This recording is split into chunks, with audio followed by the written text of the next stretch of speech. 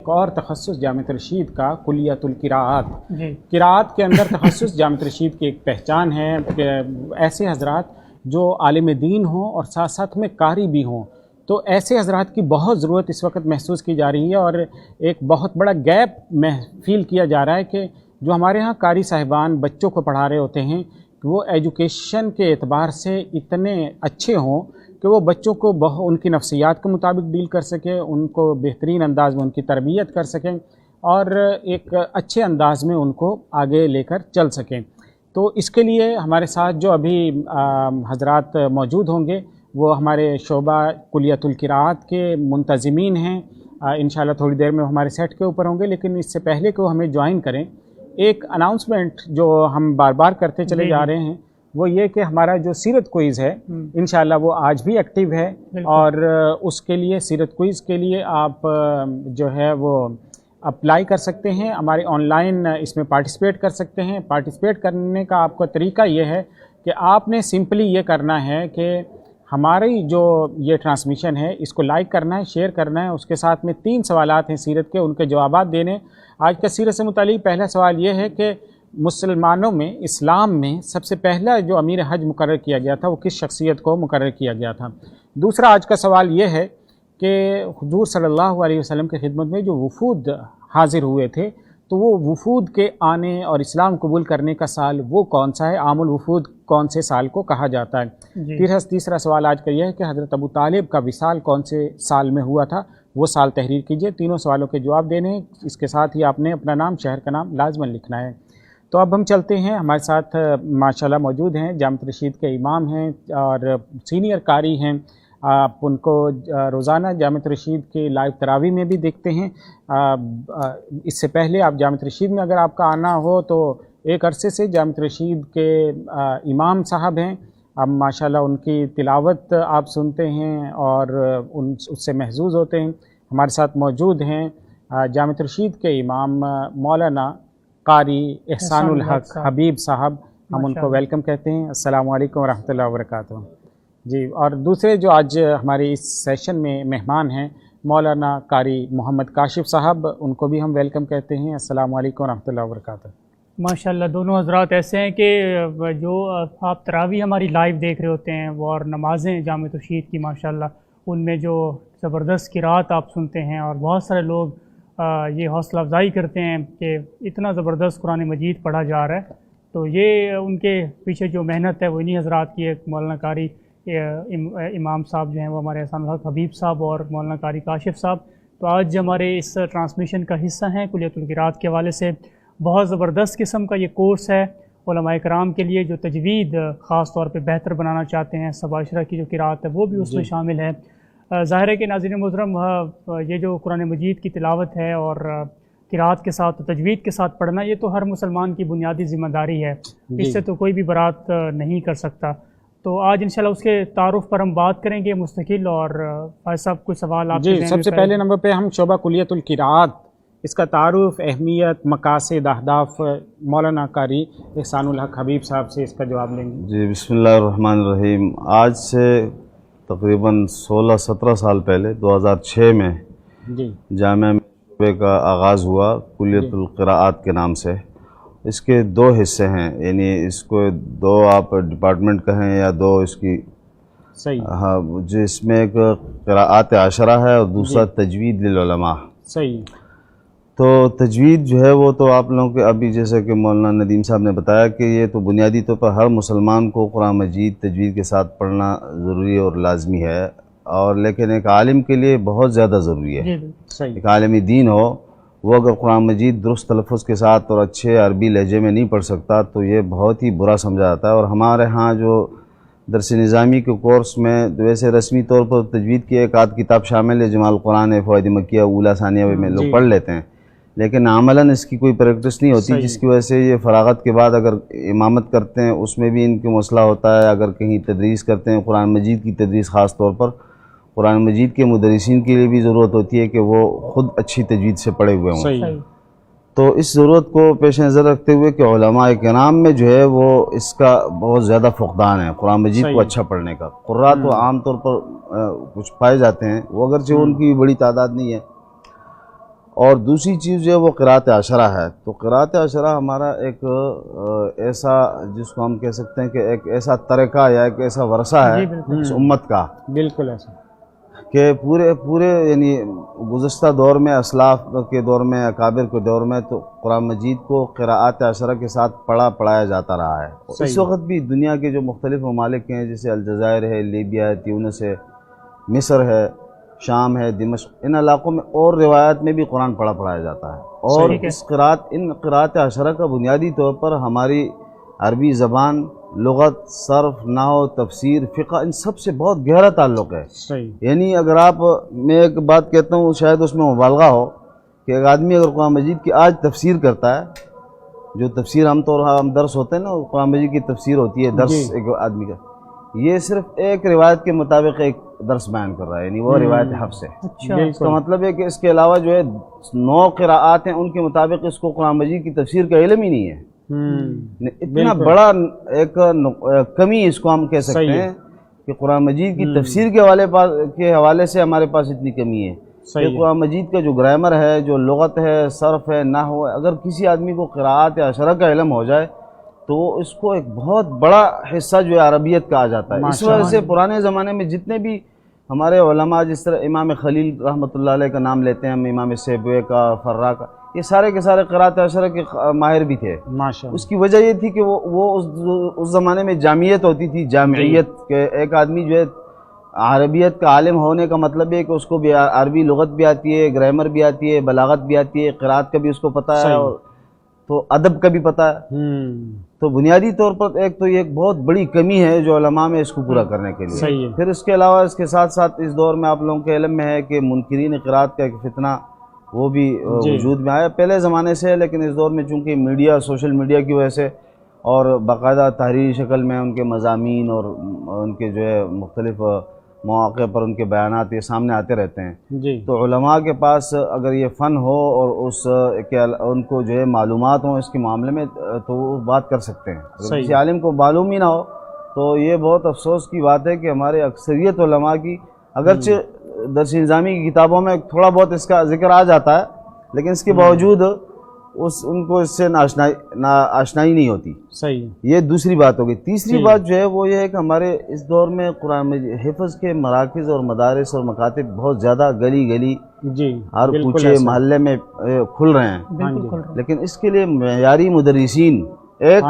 اور معیاری منتظمین ان دو کی بہت بڑی کمی پائی جا رہی ہے. تو ہمارے اس کورس میں اس چیز کا بھی احاطہ کیا گیا ہے کہ ایک اچھا مدرس کیسے ہو، وہ کیسے قرآن مجید پڑھائے بچوں کو، اور شعبہ حفظ قرآن کو کیسے منظم کیا جائے، ایک اچھا مدیر یا ایک اچھا منتظم. تو اس وجہ سے ہمارے الحمدللہ ابھی تک 300-350 سے زائد فضلاء، 365 فضلاء ہو گئے ہیں اس سال ماشاءاللہ، یعنی ان 16 سالوں میں. وہ پورے ملک میں جو ہے کئی اچھے اداروں کے منتظم ہیں. خود ہمارا جو شعبہ تحفیظ جو ہے اس میں ایک بڑی تعداد، آدھی سے زیادہ تعداد ہمارے شعبہ قرات کی فاضل ہے ماشاءاللہ. خود وہ یہاں پڑھا رہی ہے، اور اکثر ہمارے ہاں ترجیح بھی اس کی دیتے ہیں اس لیے کہ ان کے پاس تجربہ ہوتا ہے اور ان کو باقاعدہ تربیت ہوتی ہے اس چیز کی. اچھا قاری صاحب، تو یہ بنیادی چند باتیں میں نے کہا سوشل میڈیا کا جب سے یہ زمانہ آیا ہے تو اس میں قرات جو ہے نا بڑی آسانی سے لوگوں کی رسائی ہو گئی ہے الجزائر تک، عرب میں مختلف لہجوں میں سننا. تو میرے خیال سے اس شعبے کی اہمیت اور بھی ذرا زیادہ ہو گئی ہے کہ آپ اتنا مستند طریقے سے پڑھ سکیں. بالکل ایسا ہے، اس میں کوئی شک نہیں. ٹھیک ہے جی. قاری محمد کاشف صاحب کی طرف چلتے ہیں. کلیۃ القراءت کے اغراض و مقاصد، اہداف کے بارے میں تو تفصیل سے بریف کر دیا گیا. جو آگے داخلے ہیں ان کا طریقہ کار کیا ہے، ذرا اس کے بارے میں بتا دیجیے. جیسے ہمارے مدارس میں داخلے ہوتے ہیں ماہ شوال میں، یعنی رمضان کے بعد اور 10 شوال کے بعد داخلے شروع ہوتے ہیں. تو ہمارے ہاں بھی ایسا ہی ہے، جامعہ الرشید کے جتنے تخصصات ہیں ان کے داخلے بھی ایسے ہوتے ہیں. تو ہمارے اس سال جو نظم بنایا گیا ہے وہ انشاءاللہ 6، 7 اور 8 مئی بروز ہفتہ اتوار اور پیر کو داخلے ہوں گے. 6، 7، 8 مئی. ٹھیک ہے جی. البتہ داخلے کی جو ہماری شرائط ہیں شعبہ کلیۃ القراءات میں، بنیادی لازمی 2 شرائط ہیں. ایک یہ ہے کہ وہ حافظ قرآن ہو، یعنی اس کو قرآن مجید پختہ یاد ہونا چاہیے۔ دوسرا یہ ہے کہ اس کے پاس درس نظامی کی سند ہو، یعنی عالم ہو، عالم دین بھی ہو اور البتہ حافظ بھی ہو۔ کسی بھی اس سے ہو، مطلب یہ کہ وفاق کا ہو یا غیر وفاق کا ہو، صحیح، تو وہ بھی قابل قبول ہے۔ اس کے ساتھ ساتھ کچھ دوسری بھی چند ضروری چیزیں ہیں، مثلا وہ آتے ہوئے اپنے شناختی کارڈ کی کاپی اور تصاویر اور قوائف جو ہیں وہ مکمل لے کر آئے۔ ضمانت نامہ ایک مدرسے کا جیسے ہوتا ہے کہ کہاں سے پڑھا، وہاں کیسے اس کا وقت گزرا، یہ بھی ہمارے داخلے میں اس کا حصہ ہوتے ہیں۔ تو عموماً 3 دن ہمارے داخلے چلتے ہیں۔ یہ صحیح ہے، یہ 3 دن 6، 7 اور 8 مئی کو آپ پہنچیے جامعۃ رشید میں، یہیں آن سائٹ ہوں گے داخلے۔ اور اچھا کوئی رابطہ نمبر ہے جس پہ لوگ تفصیلات وغیرہ معلوم کر سکے تو وہ بھی آن ایئر کر دیے، بتا دیجیے۔ جی، ہمارا جو جیسا کہ جامعہ کی طرف سے تشہیر کا ایک سلسلہ ہے، ہمارے JTR پیج پر بھی یہ اشتہار شائع ہو چکا ہے، انشاءاللہ اسلام اخبار پر بھی شائع ہوگا، اور اس پر ہمارے نمبرات لکھے ہوئے ہیں، ان نمبرات پر رابطہ اگر کیا جائے تو ان کو مکمل معلومات مل جائیں گی، جو بھی اس کا نظم ہوگا ان کو مکمل بتا دیا جائے گا انشاءاللہ، آنے والے کو کسی کو پریشانی نہیں۔ اچھا، کلیۃ القراءت کے نام سے کوئی آپ کا پیج وغیرہ یا کوئی واٹس ایپ گروپ جس میں لوگ اگر کوئی معلومات پوچھنا چاہیے، کیونکہ ٹرانسمیشن کے بعد لوگ واٹس ایپ کرنا شروع کر دیتے ہیں کہ بھائی کب سے آپ کے داخلے ہیں، کیا نظم ہوگا پورا؟ یہ نمبر اگر قاری صاحب اپنا بتا دیں۔ جی، نمبر اگر نوٹ کر لیا جائے، فی الحال ہم نے فی الحال جو ہے ناظرین آپ اس نمبر پہ رابطہ کر لیجئے، انشاءاللہ اس نمبر سے آپ کو تمام تفصیلات مل جائیں گے۔ تو قاری کا جیز کا نمبر ہے 0301 599 3015، اس نمبر پر اگر رابطہ کر لیا جائے انشاءاللہ 599 3015، اس نمبر پہ آپ نے رابطہ کرنا ہے، کال کر سکتے ہیں، واٹس ایپ کر سکتے ہیں، میسیج کر سکتے ہیں، انشاءاللہ آپ کو کلیۃ القراءت سے متعلق معلومات مل جائیں گی۔ اب ہم چلتے ہیں امام صاحب قاری احسان اللہ حبیب صاحب کی طرف۔ کلیۃ القراءت کا جو نصاب ہے اس کے بارے میں ذرا بتائیے گا کہ وہ کیسا نصاب ہے، اس میں کیا کیا چیزیں لوگ سیکھ رہے ہوتے ہیں پورا سال جب آپ کے پاس رہتے ہیں؟ ہاں جی بالکل، میں اگر یہ کہوں کہ ہمارے جامعہ میں جو جس شعبے میں سب سے ٹف پڑھائی ہوتی ہے، سب سے زیادہ پڑھائی جس میں ہوتی ہے نا، وہ ہمارا شعبہ کلیۃ القراءت ہے۔ ٹھیک ہے، اس کی وجہ ہے کہ وقت مختصر ہے جی، علماء کرام جو قرآن مجید کو اتنا وقت دینے کے لیے تیار نہیں ہے کہ آپ 2 سال 3 سال دیں، تو اس لیے صرف 1 سال میں ہم نے اتنی زیادہ چیزیں اس میں سموئی ہیں کہ صبح سے شام تک وہ طالب علم اس میں دبا رہتا ہے۔ ٹھیک ہے، تو خلاصہ اس کا یہ 2 چیزیں ہیں، ایک ہے علوم القراءات، دوسرے جو ہے کچھ فنون اور تدریبات ہیں، صحیح ہے، یعنی شارٹ کورسز آپ جس کو کہہ سکتے ہیں۔ جو علوم القراءات ہیں اس میں 6-7 علوم ہیں جو قرآن مجید سے، جو قرآن مجید کو پڑھنے سے متعلق ہیں یا قراءات کو سمجھنے سے، علوم القراءات، ان میں سے نمبر 1 تجوید۔ صحیح ہے، اس میں باقاعدہ تجوید پڑھائی جاتی ہے، اس میں ادا اس کو ٹھیک کرائی جاتی ہے، تجوید کا جو کورس ہے، جو کتابیں وہ بھی پڑھائی جاتی ہیں اور اس کے اوقات ہیں، اساتذہ مقرر ہیں۔ دوسری چیز جو ہے وہ قراءات عشرہ ہیں۔ صحیح ہے، قراءات عشرہ جو ہے وہ اس ہمارے شعبے کی خوبی یہ ہے کہ اس میں تمام قراءات طالب علم جو ہے اس میں قرآن مجید پڑھ کر استاد کو سنائے گا تب اس کو سند ملے گی۔ ٹھیک ہے، یعنی جتنی قراءات ہیں اول سے لے کر الف لام سے لے کر والناس تک پورا قرآن مجید اس میں سنائے گا۔ صحیح ہے، جس طرح پورا ساری قراءات میں، ہاں پوری تمام ہر قراءت میں باری باری، صحیح ہے، باری باری پوری قراءت میں نے امام حفص رحمۃ اللہ علیہ کی قراءت میں تو عام طور پر پڑھتے ہیں، امام شعبہ کی قراءت میں، امام ورش، امام قالون، امام مکی، امام بصری، امام کسائی، امام، تو ایک ایک کر کے وہ پورے اس میں سنائے گا۔ یہ اس کی بڑی خوبی ہے قراءت کی۔ یہ عموماً جو ہے ہمارے ہاں جو ایک وہ جو رائج ہے ایک طریقہ تعلیم جو جس کو پانی پتی حضرات کہتے ہیں، تو ان کے ہاں رائج ہے برِ صغیر میں، صحیح ہے، یا پھر پرانے ہمارے اساتذہ کے ہاں بھی تھا۔ ویسے ہمارے ہاں جو عربی مدارس میں جو مصری طریقۂ تعلیم ہے اس میں تمام کی تمام قراءت کسی کو اس طرح نہیں پڑھائی جاتی کہ وہ پوری پوری کی پڑھ کے سنائے۔ ٹھیک ہے، جو مراکز ہیں چند پاکستان میں، تو یہ ایک خوبی ہے اس کی، تو ایک قراءات ہو گئی۔ تیسری چیز جو ہے وہ جو قراءات سے متعلقہ علوم ہے، جس طرح علم الوقف ہے، اس کو باقاعدہ پڑھایا جاتا ہے۔ علم الوقف ایک اہم علم ہے، علم قراءات سے متعلق ہے۔ یہ ایک علم الفواصل ہے، قرآن مجید کے آیات کے متعلق آیات کی تعداد کتنی ہے، یہ ایک مستقل علم ہے، اس کو پڑھایا جاتا ہے۔ علم الرسم پڑھایا جاتا ہے، رسم العثمانی، یعنی قرآن مجید کا جو طریقہ کتابت ہے، جس انداز میں یہ لکھا گیا ہے۔ اور پھر علم الضبط ایک اس کا معاون علم ہے کہ قرآن مجید کے لکھنے کے اوپر جو علامات لگائی ہیں، زبر، زیر، پیش، مد، جزم، شد، یہ چیزیں یہ کہاں سے آئی ہیں، یہ باقاعدہ ایک فن ہے، اس کو باقاعدہ پڑھایا جاتا ہے۔ تو یہ اس سے یہ پورا جو علوم القراءت ہے اس سے کمپلیٹ ہو جاتا ہے. ایک اہم چیز جو ہے وہ آخر میں رہتی ہے حجت القراءات. ماشاءاللہ. تو حجت القراءات کا مطلب یہ ہے کہ قراءات جو پڑھائی جاتی ہیں عموماً منکرین قراءات پر ان کے جواب اور دفاع کے لیے کہ آپ کوئی جو قراءت پڑھتے ہیں تو آپ کے پاس اس کی کوئی دلیل ہے عربی لغت سے, جی, عربی کلام سے استشہاد آپ کے پاس موجود ہے, علماء نحو اور علماء جو گزرے ہیں عربیت کے ان کے کلام سے آپ کے پاس حجت القراءات یا علل القراءات کہہ سکتے ہیں, اس کی توجیح کیا ہے, ٹھیک ہے, اس قراءت کو یہ اس میں یہ لفظ اس طرح کیوں آیا ہے, کیوں آیا, صحیح ہے, کیوں پڑھتے ہیں, اس کی کیا اور اس سے معنی پر کیا اثر پڑتا ہے. بالکل. تو یہ وہ چیز ہے جس سے مفہوم بھی متنوع ہو جاتا ہے. جیسے میں نے پہلے عرض کیا نا کہ ہمارے ہاں جو درس قرآن دیا جاتا ہے یہ ایک روایت کے مطابق ہم تفسیر پڑھتے ہیں. بالکل ایسے. تو قرآن مجید کی اگر قراءت کا اگر کسی کو علم ہو جائے تو وہ تو قرآن مجید کے مفہوم میں اتنا تنوع اور اتنی وسعت پیدا ہو جاتی ہے. بالکل. اور یہ قرآن مجید کے اعجاز میں سے بھی ہے کہ قرآن مجید اتنے متنوع معنی کو سموئے ہوئے چند الفاظ میں. ماشاءاللہ. کیا بات. ہاں, تو اس میں جو اختلاف ہے وہ تنوع کا تضاد کا نہیں ہے. بعض لوگوں کا خیال ہے کہ یہ کیسے ہے کہ اللہ نے یہ بھی فرمایا یہ بھی فرمایا, بھئی وہ متنوع چیز ہے.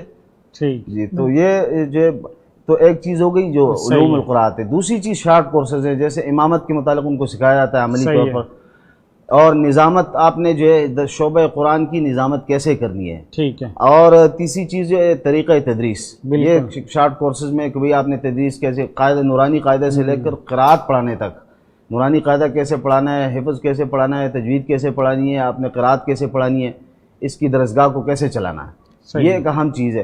اور اس کے ساتھ ساتھ جو ہے وہ میں نے بتایا کہ امامت اور تدریس, آداب تدریس اور نظامت شعبہ قرآن, یہ اہم کورسز ہیں. اور بھی چھوٹے موٹے کورس کرائے جاتے ہیں. ٹھیک ہے, ماشاءاللہ بہت تفصیل کے ساتھ امام صاحب نے بریف کر دیا اس حوالے سے. اب ہم آج کی اس ٹرانسمیشن کا آخری سوال قاری محمد کاشف صاحب سے پوچھیں گے کہ جو لوگ اپلائی کر رہے ہیں اور داخلہ لینا چاہتے ہیں تو ان دنوں میں وہ تیاری کر رہے ہوتے ہیں, تو تیاری کن چیزوں کی کریں, کس نوعیت کے سوال آتے ہیں, کون کون سے سبجیکٹس ہیں جن کی وہ تیاری کر کے آئیں؟ جی, ہم جب ہمارے فضلاء اکرام علماء اکرام اس میں تشریف لاتے ہیں تو ہم ان سے اگر پہلے رابطہ کریں تو یہی ان سے درخواست کرتے ہیں کہ ماہ شوال تک 10 شوال تک آپ کے پاس وقت ہے. اس میں جو قراءات میں بنیادی جو چیز ہے, بنیادی شرط ہے وہ یہ ہے کہ قراءت پڑھنے والے کو قرآن مجید یاد ہو, یعنی روایت حفظ اس کو آتی ہو. صحیح ہے. تو اس لیے اب ایسے حضرات کو چاہیے, جیسے ماہ رمضان چل رہا ہے تو اس میں تو یہ ہے بھی شہر القرآن ہے, تو اس میں قرآن مجید کو پختہ کر لیں تو یہ پھر قراءات پڑھنا سارا ان کے لیے آسان ہو جاتا ہے. بقیہ تو انہوں نے درس نظامی پڑھا ہوا ہے, بقیہ جو چیزیں ہیں ان کو سمجھنے میں پڑھنے میں آسانی ہو جاتی ہے. میں اس میں بات ایڈ کروں, لوگ سوال کرتے ہیں کہ بھئی آپ جو ہے ایک سال میں یہ چیزیں پڑھا لیتے ہیں اور یہ کیسے ممکن ہے.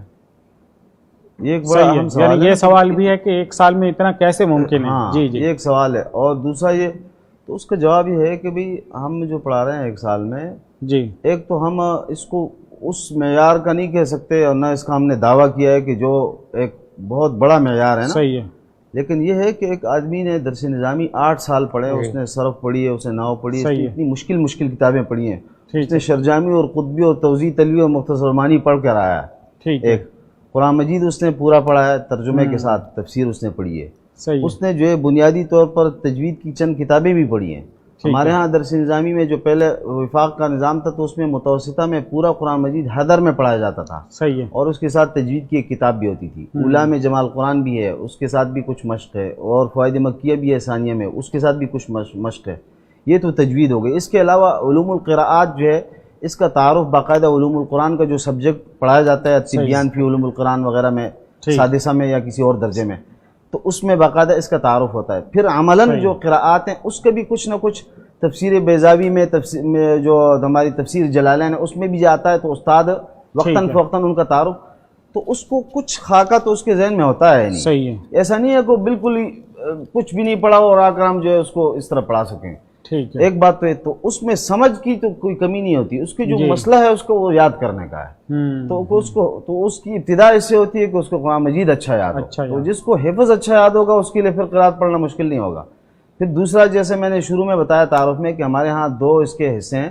ایک تجوید القرآن ہے جس میں قرآت نہیں پڑھائی جاتی ہے. صحیح. تو ہم اس میں دیکھتے ہیں جو قرآن مجید کو اچھا پڑھ سکتے ہیں اور یا ان میں کچھ کمی ہے, وہ تو قرات میں شامل ہوتے ہیں. اگر ان کے ادائیگی میں کافی زیادہ کمزوری ہے تو پھر ہم ان کو مشورہ دیں کہ آپ تجوید کے سال میں بیٹھ جائیں اور آپ اپنی تجوید بنیادی جو فرض عین ہے نا وہ تو فرض کفایہ صحیح ہے، تو اس کو آپ ٹھیک کریں. تو اس کے لیے ہم انشاءاللہ اس کو بٹھا دیتے ہیں. تو 2 ہمارے ہاں وہ کلاسیں بنتی ہیں. اساتذہ کی تعداد ہمارے ہاں 5 سے 6 اساتذہ ہیں اور جو کل وقتی ہیں ماشاءاللہ. تو یہ صبح سے شام یہ حفظ کی کلاس کی طرح ہماری ادھر پڑھائی ہوتی ہے. ماشاءاللہ. یہ استاد بیٹھ جاتا ہے نا جی، وہ بیٹھ کے دوپہر کو اٹھتا ہے. صحیح ہے. مسلسل وہ طالب علم پڑھ رہا ہے اور اس سے پڑھ رہے ہیں، حصوں میں گروپوں میں تقسیم ہو کر پڑھ رہے ہیں اور پھر اس کو جو گھنٹے کتابوں کے اس میں پڑھانے کا جو ہے استاد کے لیے تو اس کے الگ اوقات ہیں. تو اس طریقے سے بہت اچھا جو ہے وہ تو جہاں آ کر ہی آدمی کوئی اس پر تبصرہ کر سکتا ہے. ٹھیک ہے جی. تو بہت انٹینسیو کورس ہے، بہت محنت ہوگی انشاءاللہ. آپ کا یہ وقت جو ہے یہ 1 سال جو کلیۃ القراءت میں آپ گزاریں گے انشاءاللہ بہت قیمتی بنے گا. تو آپ ایسے علماء اگر خود عالم دین ہیں اور اس کے لیے اپلائی کر سکتے ہیں، ضرور اپلائی کیجئے. نمبر بھی آپ کے خدمت میں پیش کر دیا گیا ہے. اس کے ساتھ ساتھ انشاءاللہ ہم لنک بھی جو ہے وہ دے دیں گے. میں بیچ میں آپ کی بات میں اضافہ کرتے ہیں، بہت سارے مدارس والے رابطہ کرتے ہیں اساتذہ کے لیے نا. صحیح ہے. تو ہم ان سے ہماری گزارش ہے کہ آپ ایسا کریں کہ اپنے جو شعبہ حفظ کے کوئی استاد یا آئندہ استاد رکھنا چاہتے ہیں ان کو 1 آدھ سال کے لیے یہاں بھیج دیں. صحیح ہے. ان کی اچھی تربیت ہو جائے گی، اچھا قرآن سیکھ لیں گے، اچھا لہجہ سیکھ لیں گے، نظامت سیکھ لیں گے، قرآت سیکھ لیں گے. آپ کے اپنے آدمی ہوں گے تو آپ کے یہاں اچھا کام کر سکیں گے. اب ہم کسی کو متعین کرتے ہیں وہ اس علاقے کے نہیں ہیں، وہاں کے ماحول سے واقف نہیں ہے تو بہت مشکل ہو جاتی ہے، مسائل ہوتے ہیں. جی جی. تو ان سے یہ بھی گزارش کی جائے. جی تو یہ ناظرین آپ کے لیے بھی یہ میسیج بھی ہے کہ آپ اگر آپ کا مدرسہ، کیونکہ آج کل تو ہر مسجد میں، ہر گلی میں، محلے میں اس طرح کے مکاتب شروع ہوئے ہیں. تو اگر آپ کا کوئی ایسا مکتب ہے قرآن مجید کا تب بھی آپ ایسا کر سکتے ہیں کہ کسی عالم دین کو 1 سال کے لیے اس کورس کے لیے بھیج دیجئے.